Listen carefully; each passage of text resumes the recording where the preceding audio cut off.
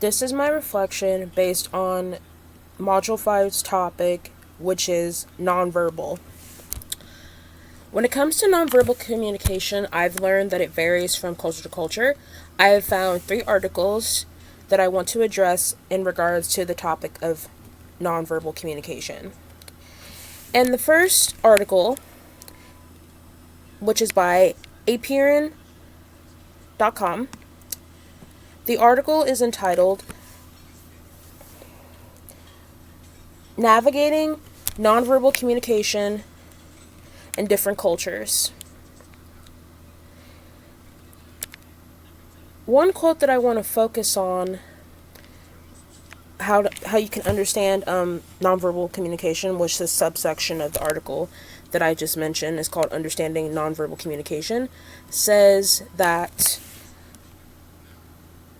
nonverbal communication is ambiguous and in different cultures it varies, making it essential to understand cultural context to communicate effectively. What I got from this quote is that nonverbal communication is in a way subjective but also objective in a sense, and that it varies from culture to culture, person to person. And the next article that I want to mention based on this week's module's topic is from an article by psychologytoday.com, and it is written by Mariana Pogasan, PhD, and the title of this article is Nonverbal Communication Across Cultures. The quote that I want to focus on is this quote based on nonverbal communication. In this case, and according to this article, is in a intercultural context. It says, it can bring people together or pull them apart. It can help us speak and read volumes while understanding a word of each other's languages. What I got from this quote, or at least the summarization that I'm about to make of this quote, is that nonverbal communication can lead to both positives and negative effects. Positive and negatives when it comes to the effects of said factor, and that it can also help with language as well. That's what I got from this quote from this article from psychologytoday.com. The final article that I want to focus on is from universalclass.com, and the article is titled Roles of Nonverbal Communication with Culture. And in this section, it refers to forms of nonverbal communication, which are physical appearance, paralanguage, which are vocal cues, facial expressions, kinexis, which is body movement, such as like moving around and things like that, haptics, which is touch, eye contact, and proxemics, which is space.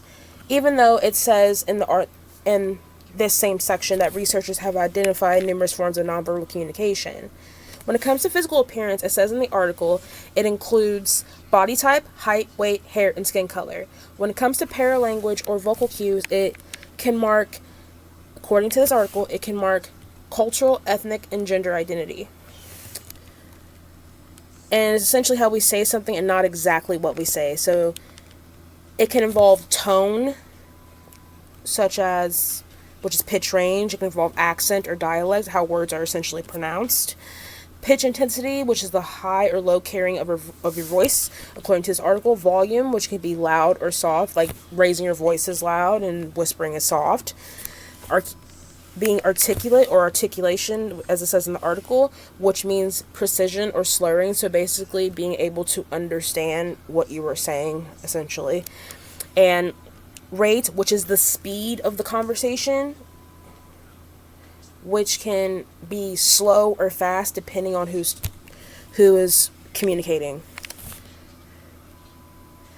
And when it comes to a form of kinexis, which is gestures, there are 4 areas, as according to the article, which are emblems, which are gestures that substitute for words and phrases.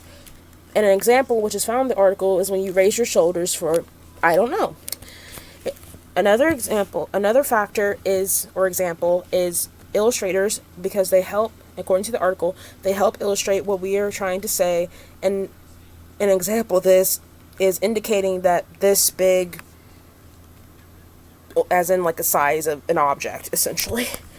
Regulators, according to the article, are used to control, maintain, or regulate the pace and the flow of conversation, such as putting up your forefinger to indicate when you're not finished speaking. And adapters, as stated in the article, are habits or gestures that fulfill some kind of psychological need, such as picking lint off your shoulder or playing with your hair.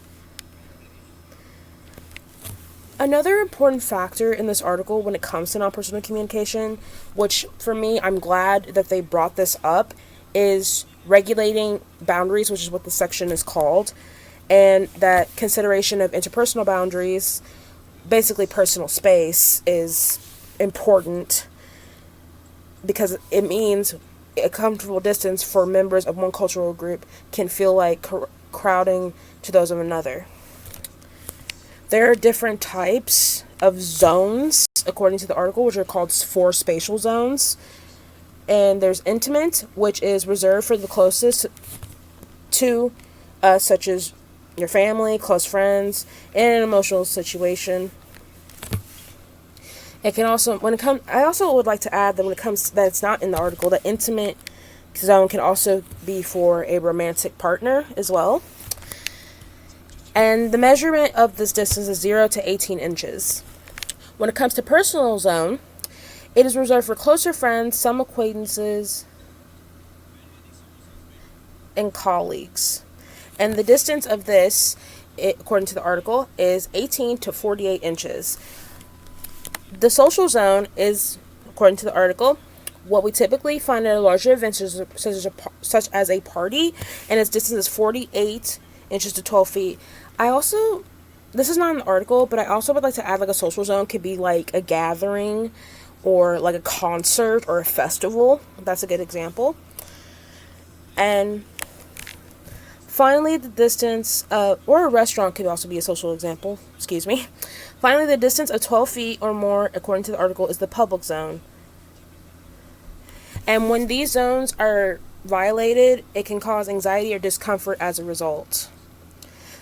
Another boundary is environmental boundaries, which are spaces that we claim to which we become emotionally attached along with other members of our community, such as territory and identity, in a sense. That's what it says in the article.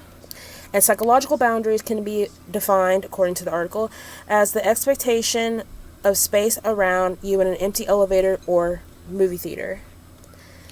I also think that psychological boundaries can be like not trying to...